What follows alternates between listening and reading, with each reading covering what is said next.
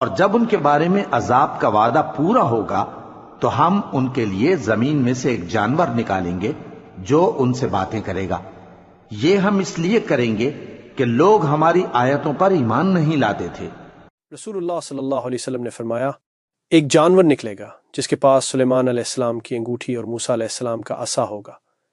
وہ اس عصا سے مومن کے چہرے کو روشن و نمایاں کر دے گا اور انگوٹھی کے ذریعے کافر کی ناک پر مہر لگا دے گا، یہاں تک کہ دسترخوان والے جب دسترخوان پر اکٹھے ہوں گے تو یہ کہے گا اے مومن، اور وہ کہے گا اے کافر۔ ایک امام ترمذی کہتے ہیں ایک یہ حدیث حسن غریب ہے۔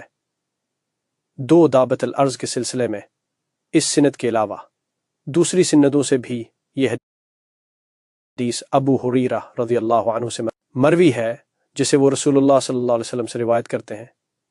3 اس باب میں ابو امامہ اور حذیفہ بن اسید سے بھی احادیث آئی ہیں۔ جامع ترمذی حدیث نمبر 3180۔